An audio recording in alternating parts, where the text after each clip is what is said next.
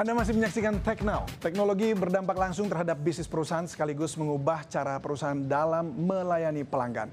Dan untuk mengetahui sejauh mana peran para Chief Information Officer dalam transformasi bisnis ini, berikut laporan Paskalis Iswari dari acara Microsoft APAC Executive Leadership Forum.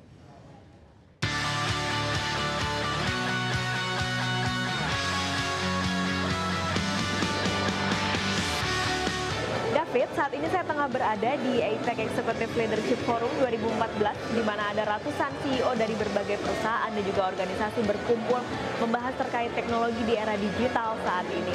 Lalu bagaimana dampak dari pertemuan ini terkait untuk transformasi bisnis secara global? Berikut liputannya.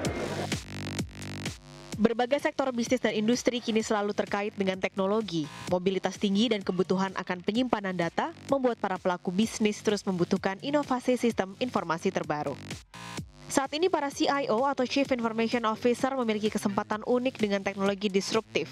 Menurut survei yang dilakukan Microsoft, sebanyak 52% mobilitas, 44% Internet of Things, 40% Big Data, dan 38% sosial merupakan 4 elemen teknologi disruptif untuk organisasi. Dan masih dalam survei yang sama, dalam 3 tahun ke depan, CIO di Asia akan mengutamakan 71% cloud, 65% mobilitas, dan 61% big data sebagai teknologi yang paling penting bagi mereka sebagai pendorong tujuan bisnis. Maka tak heran, Asia Pasifik menjadi wilayah dengan pertumbuhan pengguna cloud tertinggi di dunia. Can you tell me about the budget spending the company generally use for the IT? Well, it's maybe the most important thing to consider is when we did this survey as a way to fuel the agenda of this event, that it's the pinnacle event of IT leaders to discuss strategy and to foment partnerships between Microsoft partners and customers to reimagine Asia in the digital age, in the digital economy. And what we're doing is we went out to 291 CIOs and then asked them around the trends, their jobs, and we found fascinating data. We found, for example, that the CIOs, the role is changing drastically quickly, right, already in Asia, that they are working now as growth agents and innovation leaders in their companies.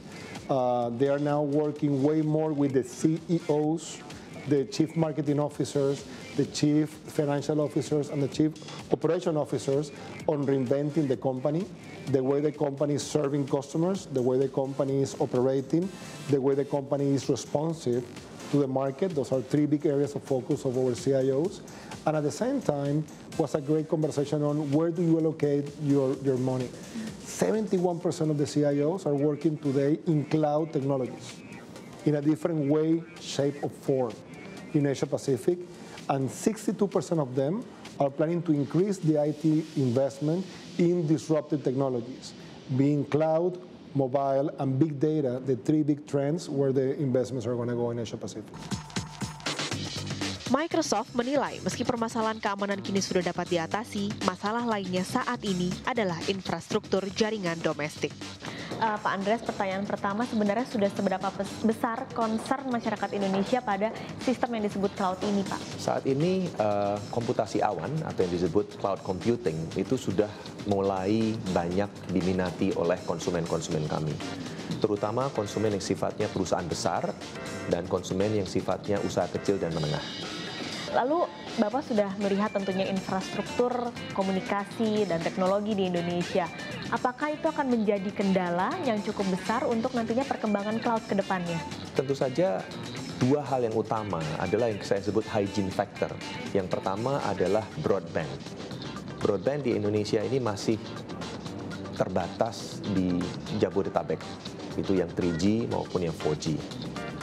Dan kemudian, namun saya cukup positif karena Presiden SBY sebelum turun dia menandatangani PP Pita Lebar atau Broadband Act untuk pemasangan broadband infrastruktur di seluruh Indonesia. Jadi itu cukup positif karena sudah ada peraturan presidennya. Yang kedua adalah soal kendala yang menurut saya cukup higienik juga adalah kendala kelistrikan. Pada saat ini Indonesia kekurangan 600 megawatt hanya untuk Jakarta saja, Jakarta dan sekitarnya. Jadi kalau Jakarta aja masih banyak kekurangan listrik, bagaimana di daerah-daerah lainnya. Jadi dua hal yang sifatnya infrastruktural, yaitu number one adalah broadband, number two adalah electricity atau power. Ini merupakan salah satu kendala utama untuk penggunaan cloud computing di Indonesia. Teknologi berdampak langsung terhadap bisnis perusahaan sekaligus mengubah cara perusahaan dalam melayani pelanggan. Dan saat ini para Chief Information Officer memiliki peran penting dalam transformasi bisnis ini. Berbagai kecanggihan teknologi saat ini sangat mudah didapatkan para pelaku bisnis. Namun di atas segalanya tentunya yang terpenting adalah bagaimana mengamankan data dan juga pemerintah bisa menyediakan jaringan internet yang baik dan juga stabil. Kembali ke studio, David. Ya, laporan tadi sekaligus menyudahi Tech Now edisi kali ini. Saksikan terus program Tech Now untuk update perkembangan inovasi dan teknologi terkini. Terima kasih Anda telah bersama kami. Saya David Silahoy. Sampai jumpa.